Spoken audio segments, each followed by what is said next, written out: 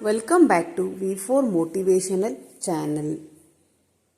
ಆದುದೆಲ್ಲ ಒಳ್ಳೆಯದಕ್ಕೆ ಆಗಿದೆ, ಆಗುವುದೆಲ್ಲ ಒಳ್ಳೆಯದೇ ಆಗುತ್ತಿದೆ, ಆಗಲಿರುವುದು ಸಹ ಒಳ್ಳೆಯದೇ ಆಗಲಿದೆ. ರೋಧಿಸಲು ನೀವೇನು ಕಳೆದುಕೊಂಡಿರುವಿರಿ? ಕಳೆದುಕೊಳ್ಳಲು ನೀವು ತಂದಿರುವುದಾದರೂ ಏನು? ನಾಶವಾಗಲು ನೀವು ಮಾಡಿರುವುದಾದರೂ ಏನು? ನೀವೇನೇ ಪಡೆದಿದ್ದರೂ ಅದನ್ನು ಇಲ್ಲಿಂದಲೇ ಪಡೆದಿರುವಿರಿ. ನಿನ್ನೆ ಯಾರದ್ದೋ ಆಗಿದ್ದದು ಇಂದು ನಿಮ್ಮದಾಗಿದೆ, ನಾಳೆ ಇನ್ನಾರದೋ ಆಗಲಿದೆ. ಪರಿವರ್ತನೆ ಜಗದ ನಿಯಮ. ಯಾವುದು ನಿಮ್ಮ ಭಾಗ್ಯದಲ್ಲಿ ಇದೆಯೋ ಅದು ನಿಮಗೆ ಸಿಕ್ಕೇ ತೀರುತ್ತದೆ. ಯಾವುದು ನಿಮ್ಮದಲ್ಲವೋ ಅದು ನೀವು ಎಷ್ಟೇ ಪ್ರಯತ್ನಿಸಿದರೂ ಸಿಗಲಾರದು. ಚಿಂತೆ ಬಿಡಿ, ಜೀವನದಲ್ಲಿ ಬರುವುದೆಲ್ಲ ಬಂದಂತೆ ಸ್ವೀಕರಿಸಿ. ಈ ಬದುಕೇ ಒಂದು ಹೋರಾಟ. ಈ ಹೋರಾಟದಲ್ಲಿ ನಾವು ಮಾಡುವ ಕಾರ್ಯವನ್ನು ಪ್ರಾಮಾಣಿಕವಾಗಿ ಮಾಡಬೇಕು ಅಷ್ಟೇ. ಏನು ಆಗಬೇಕೋ ಅದು ಆಗಿಯೇ ತೀರುತ್ತದೆ. ಅದನ್ನು ತಡೆಯಲು ನಮ್ಮಿಂದ ಸಾಧ್ಯವಿಲ್ಲ. ಸತ್ಯದ ದಾರಿಯಲ್ಲಿ ಹೋಗಿ. ನೀವು ನಡೆಯುವಾಗ ಪಾತಾಳಕ್ಕೆ ಬಿದ್ದರೆ ನಿಮ್ಮನ್ನು ಮೇಲೆತ್ತಲು ಭಗವಂತನು ಬಂದೇ ಬರುತ್ತಾನೆ.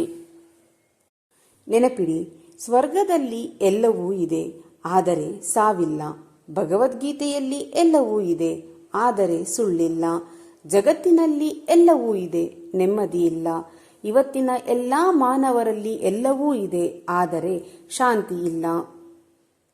ನಿಮ್ಮ ಜೀವನದಲ್ಲಿ ಯಾವುದೇ ಕೆಲಸಗಳು ತಡವಾಗುತ್ತಿದೆ ಎಂದರೆ ಯೋಚನೆ ಮಾಡಬೇಡಿ.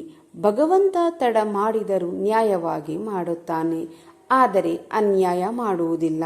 ತಡ ಆಗುವುದರ ಹಿಂದೆ ಅದ್ಭುತಗಳು ನಡೆಯುತ್ತವೆ, ಕಾದು ನೋಡಬೇಕು ಅಷ್ಟೇ. ಸಾಮಾನ್ಯವಾಗಿ ಎಲ್ಲರೂ ಹೇಳುತ್ತಾರೆ, ಮನುಷ್ಯ ಬರುವಾಗ ಖಾಲಿ ಕೈಯಲ್ಲಿ ಬರುತ್ತಾನೆ ಎಂದು. ಆದರೆ ಅದು ಸುಳ್ಳು. ಮನುಷ್ಯ ಬರುವಾಗ ಭಾಗ್ಯದ ಜೊತೆ ಬರುತ್ತಾನೆ, ಹೋಗುವಾಗ ಕರ್ಮದ ಫಲವನ್ನು ಕೊಂಡು ಹೋಗುತ್ತಾನೆ. ಕರ್ಮವನ್ನು ಮಾಡುವ ಫಲದ ಬಗ್ಗೆ ಯೋಚನೆ ಮಾಡಬೇಡಿ. ಕೆಲಸವನ್ನು ಶ್ರದ್ಧೆಯಿಂದ ಪ್ರೀತಿಯಿಂದ ಮಾಡಿದರೆ ಫಲ ಇಂದಲ್ಲ ನಾಳೆ ದೊರಕಿಯೇ ದೊರಕುತ್ತದೆ. ಒಂದು ದಿನ ಅಕ್ಕಿ ಅನ್ನಕ್ಕೆ ಕೇಳಿತಂತೆ, ನೀನು ನಾನೇ ಆಗಿದ್ದೆ, ಆದರೆ ಹೇಗೆ ಅನ್ನವಾದೆ ಎಂದು. ಆಗ ಅನ್ನ ಸುಂದರವಾಗಿ ಉತ್ತರಿಸಿತಂತೆ, ನೀರು ಮತ್ತು ಬೆಂಕಿಗಳ ಸಂಪರ್ಕಕ್ಕೆ ಒಳಗಾಗದೆ ಅವುಗಳ ಸಂಸ್ಕಾರದಿಂದ ಮೃದುವಾದೆ. ಅಕ್ಕಿ ಎನ್ನುವ ಭಾವ ಕಳೆದುಕೊಂಡೆ, ಅನ್ನ ಎನ್ನುವ ಭಾವ ಪಡೆದುಕೊಂಡೆ ಎಂದು. ಅದೇ ರೀತಿ ಸ್ನೇಹಿತರೆ, ಸಜ್ಜನರ ಸಂಘದಿಂದ ನಮ್ಮಲ್ಲಿರುವ ಅಜ್ಞಾನ ತೊಲಗಿ ಪುಣ್ಯಜ್ಞಾನ ಮೋಕ್ಷಗಳೆಂಬ ಮೃದುತ್ವದ ಅನುಭವ ದೊರೆಯುತ್ತದೆ. ಹಾಗಾಗಿ ದೊಡ್ಡ ಮನುಷ್ಯನಾಗುವುದು ಒಳ್ಳೆಯದು, ಆದರೆ ಒಳ್ಳೆಯ ಮನುಷ್ಯನಾಗುವುದು ದೊಡ್ಡ ವಿಷಯ. ದುಃಖದ ಬಗ್ಗೆ ಚಿಂತಿಸತೊಡಗಿದರೆ ಸದಾ ದುಃಖಿಯಾಗಿಯೇ ಉಳಿಯುತ್ತೀರಾ.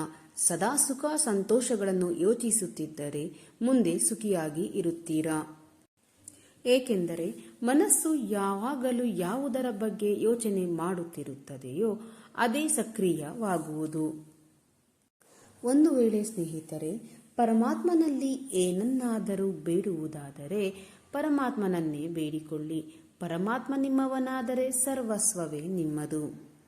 ಜೀವನದಲ್ಲಿ ಸಮಸ್ಯೆ ಹಾಗೂ ಸವಾಲುಗಳನ್ನು ಯಾರು ಅವಕಾಶಗಳಾಗಿ ಪರಿವರ್ತನೆ ಮಾಡಿಕೊಳ್ಳುತ್ತಾರೋ ಅವರು ಮಾತ್ರ ಬದುಕಿನಲ್ಲಿ ಗಟ್ಟಿಯಾಗಿ ನಿಲ್ಲಬಲ್ಲರು. ಹಾಗಾಗಿ ಸ್ನೇಹಿತರೆ, ಜೀವನದಲ್ಲಿ ಎಂತಹುದೇ ಕಷ್ಟದ ಹಾದಿಗಳು ಬಂದರೂ ಧೈರ್ಯವಾಗಿ ಹೋರಾಡಿ. ಸ್ನೇಹಿತರೆ, ಈ ಮಾಹಿತಿ ನಿಮಗೆ ಇಷ್ಟವಾದರೆ ಈ ವಿಡಿಯೋಗೆ ಒಂದು ಲೈಕ್ ಕೊಡಿ, ಹಾಗೆ ನನ್ನ ಚಾನಲನ್ನು ಸಬ್ಸ್ಕ್ರೈಬ್ ಮಾಡಿಕೊಳ್ಳಿ. ಇದೇ ರೀತಿಯ ಮೋಟಿವೇಶನಲ್ ವಿಡಿಯೋದೊಂದಿಗೆ ಮುಂದಿನ ವಿಡಿಯೋದಲ್ಲಿ ಭೇಟಿಯಾಗೋಣ. ಧನ್ಯವಾದಗಳು.